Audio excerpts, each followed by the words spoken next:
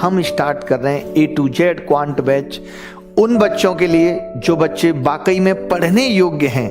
ऐसा नहीं है कि ये बैच हम सबके लिए शुरू कर रहे हैं, ये बैच उनके लिए है जो पढ़ने योग्य हैं।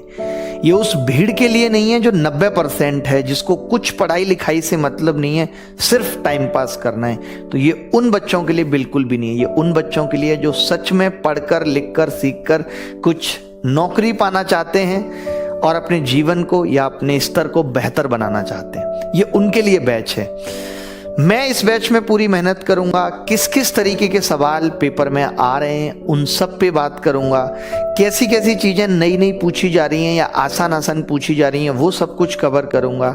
और एक दायरा मान लेते हैं कि एसएससी में 60% आता है तो मैं 80% 85% तक उस लेवल को लेकर चलूंगा, ताकि अगर एक दो सवाल या पेपर कठिन आ जाता है तो बच्चा कर पाए। ऐसा नहीं है कि हम एज इट इज उतना ही लेवल लेके चलेंगे। आप भी जानते हैं कि अगर 5 किलोमीटर की रेस जीतनी है तो प्रैक्टिस 7-8 की करके चलनी पड़ेगी। ठीक है, एवरेज से हमने इसलिए शुरुआत की है ताकि एवरेज बच्चे भी समझ पाए। एवरेज के बाद हमने डिसाइड किया है कि हम ज्योमेट्री शुरू करेंगे, यानी सारे टॉपिक कवर करेंगे।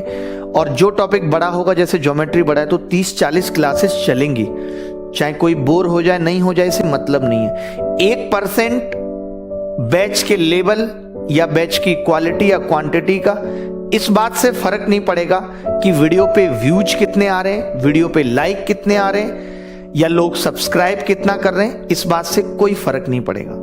मेरे मोटिवेशन में कहीं भी इस बात से कमी नहीं आएगी कि बच्चे कम देख रहे हैं। मेरा टारगेट है कि कम से कम YouTube पे 10 या 15 या मैक्सिमम 20,000 बच्चे पढ़ने वाले हैं, तो मैं सिर्फ उन्हीं के लिए पढ़ा रहा हूँ और I am satisfied with that कि हाँ 10-15 हज़ार बच्चे पढ़ रहे हैं। बहुत लंबा मेरा टारगेट नहीं है। मैं आपको भी यही चीज़ समझाता हूँ कि कभी भी गलत एक्सपेक्टेशन है, गलत उम्मीदें नहीं पालनी चाहिए। हम भी जानते हैं कि तैयारी करने वाले बच्चों में 5 या 10% ही ऐसे हैं जो वास्तव में पढ़ना चाहते हैं। क्योंकि अगर मैं बहुत आसान सी चीजें पढ़ाऊंगा तो हो सकता है कि मैं उस 90% को टारगेट कर लूं, बट उससे फायदा कुछ नहीं होगा। कुछ लोग कहते हैं कि आप उन बच्चों को पढ़ाओ जिनको कुछ नहीं आता। आप सोचिए, जिनको कुछ नहीं आता और ग्रेजुएशन तक अब तक 14 सालों में सरकारी मास्टर उनको नहीं समझा पाए कुछ, यहाँ कोई फीस भी नहीं है, तो मैं कैसे उनको समझा सकता हूँ।